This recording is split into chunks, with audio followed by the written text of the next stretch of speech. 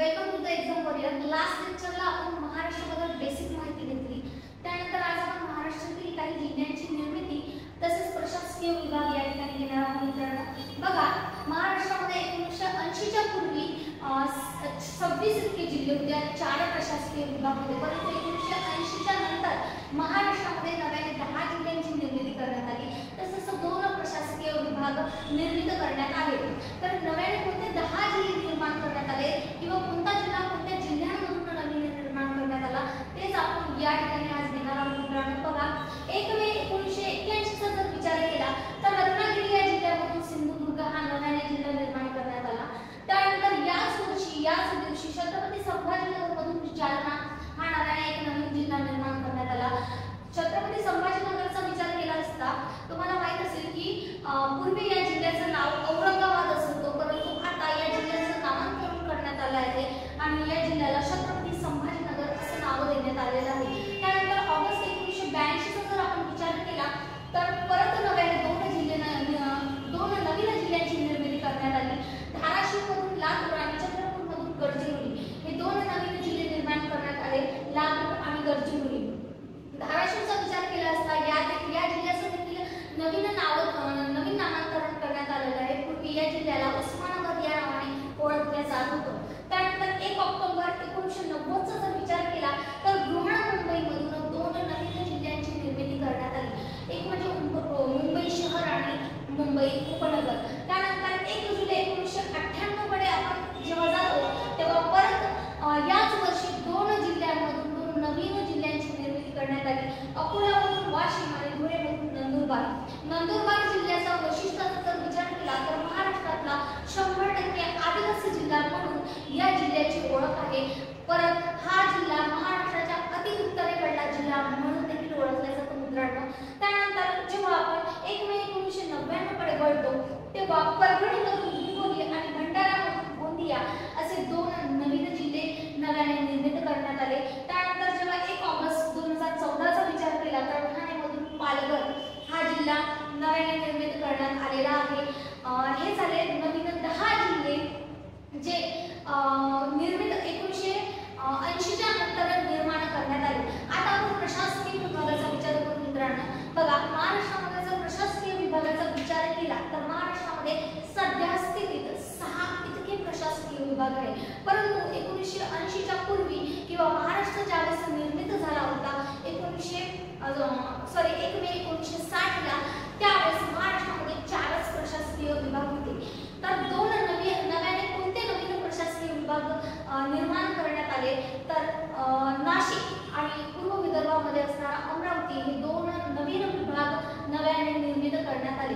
पूर्वी नाशिक हा प्रशासकीय विभाग पुण्यामध्ये विलीन होता आणि अमरावती हा प्रशासकीय विभाग नागपूरमध्ये विलीन होता। जर प्रशासकीय विभागाचा जर विचार केला तर महाराष्ट्रामध्ये कोकण हा प्रशासकीय एक सेपरेट विभाग आहे, ज्यामध्ये 7 जिल्हे आहेत, ठाणे, पालघर, रायगड, रत्नागिरी, सिंधुदुर्ग, मुंबई शहर आणि मुंबई उपनगर इत्यादी 7 जिल्हे कोकण या प्रशासकीय विभागामध्ये येतात। पुणे या प्रशासकीय विभागाचा जेव्हा आपण विचार करतो तेव्हा या प्रशासकीय विभागामध्ये 5 जिल्हे आहेत। पुणे, सातारा, सांगली, कोल्हापूर आणि सोलापूर असे 5 जिल्हे या प्रशासकीय विभागामध्ये विलीन आहेत। त्यानंतर नाशिक या विभागाचा विचार केला असता या प्रशासकीय विभागामध्ये 5 जिल्हे आहेत, नाशिक, अहमदनगर, धुळे, त्यानंतर जळगाव आणि नंदुरबार। जर अहमदनगरचा विचार केला तर सध्या स्थितीत या जिल्ह्याचं देखील नामांतरण करण्यात आलेलं आहे आणि या जिल्ह्याचं नामांतरण अहिल्यानगर असं करण्यात आलेलं आहे मित्रांनो। बघा, अहमदनगर या जिल्ह्याला पूर्वी कानामात्रा नसणारा जिल्हा म्हणून देखील एक ओळख निर्माण झालेली होती।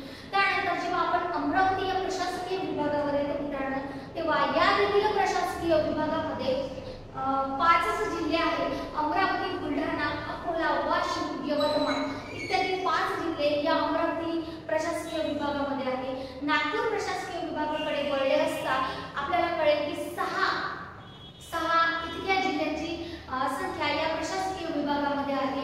नागपूर, वर्धा, भंडारा, गोंदिया, चंद्रपूर आणि गडचिरोली। गडचिरोलीचा जर विचार केला तर अति पूर्वेकडला जिल्हा म्हणून